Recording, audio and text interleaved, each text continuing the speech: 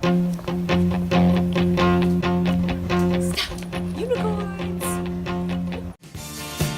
You can go your own way. Go your own way. You can call it another lonely day. You can go your own way. Go your own way. Tell me why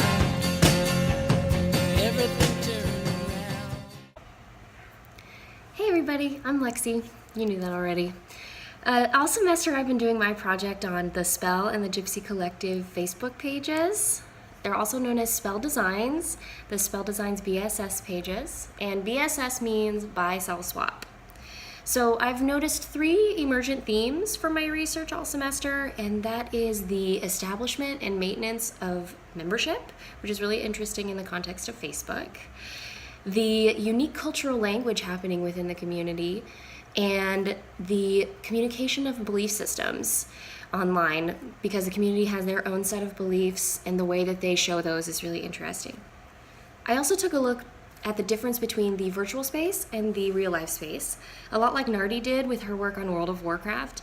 I was actually really inspired by her work because it's very similar to what I was doing, and I thought it was interesting that she spent so many years, 3 years actually, doing virtual ethnography within World of Warcraft, and then met up in these virtual cafes with these people to see how that translated into real life.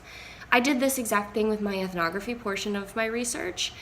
I met up in real life with some ladies that I had been talking with online who are also members of the page, and we met up once in Berkeley with Maria, and then the other time I met up with 2 other girls named Rachel and Ashley. We went to lunch, and we actually got to try on some of the spell clothes in real life, which is a really different experience, given that real lives and spell lives rarely collide, let alone getting to actually try on the clothes before you buy them, because everything is actually online, including the buying experience.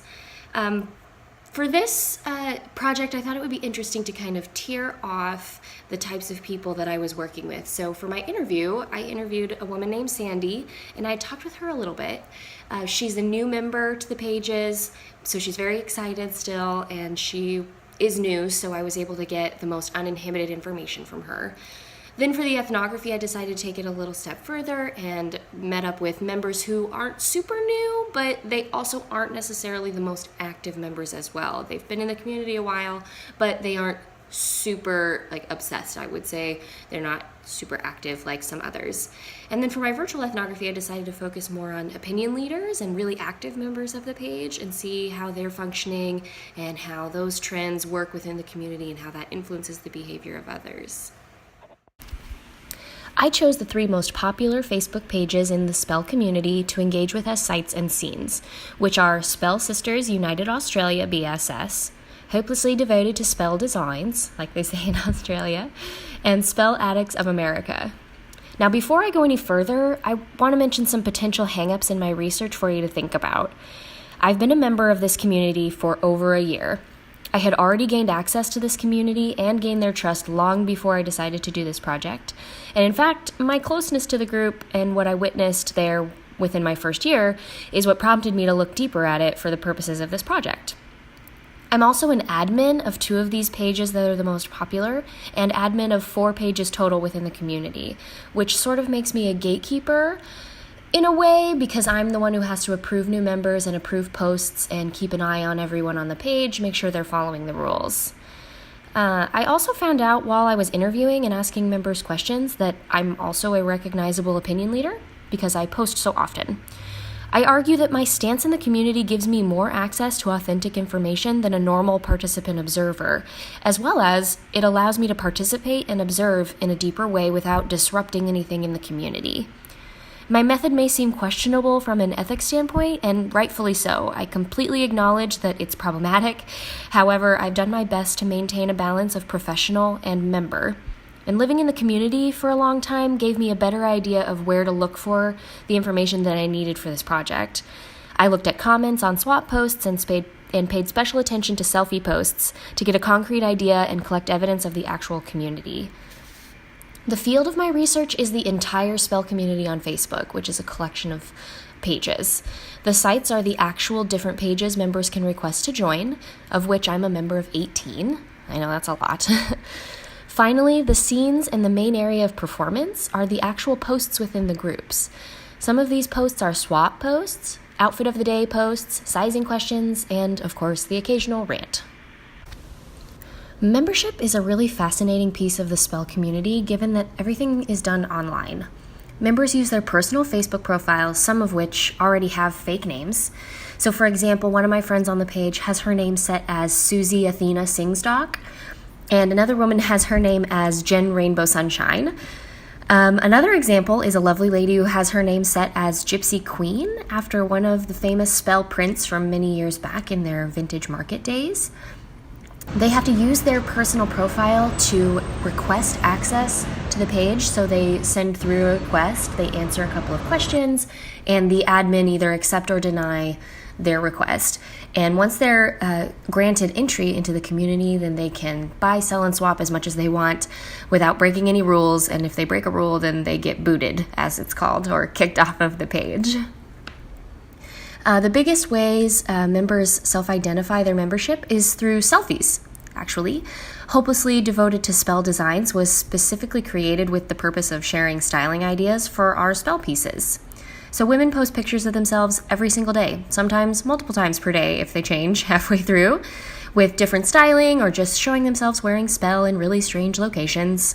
Some of them have to stand on their bathtubs to get a good mirror selfie, so, cue those. Members engage in activities such as participating in swap posts by offering their items or just commenting to follow along. They'll comment with an F, just so they can get notifications for the post. Another aspect of participation here is the use of Facebook Messenger. A lot of interaction happens via Messenger for more private conversations like transactions, trading bank information or PayPal information, gossiping, and lots of bad-mouthing. It's difficult to address the primary space of the spell community because it's a closed space where you must be accepted in, but once you post something to the group, it is public to the community. The private aspect comes in the form of private messages, but even that becomes public to the community at times when screenshots of private conversations are posted, usually without consent.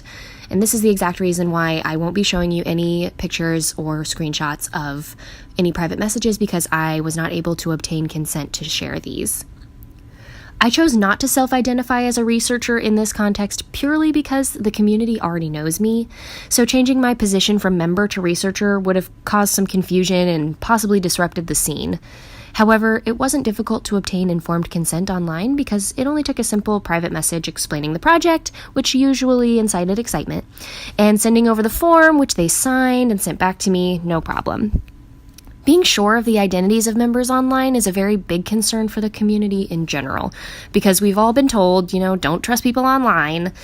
However, when you talk with the same people every day for extended periods of time, you begin to get to know them and see there's actually a real person behind the computer.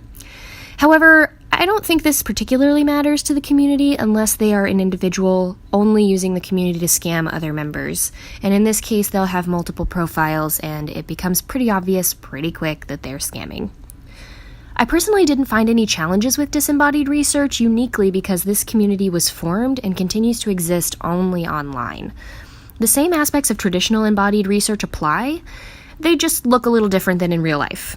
For example, nonverbals are still present in the form of emojis, like in some of the comments that you saw in the scrolling that I showed, where, you can comment with just goblets of fire and that communicates the message.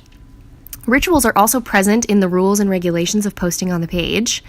Language is present in every interaction members have, and I argue the disembodied space absolutely allows me to better understand my field specifically because it isn't a space that is replicated in real life, as I found out with the meetups.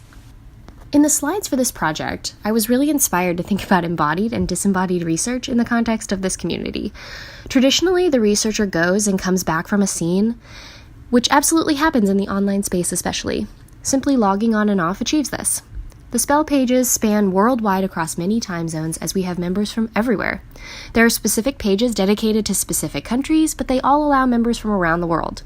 I personally have swapped spell with members from Australia many times, Germany, New Zealand, Sweden, America, Isle of Man, London, and so many others.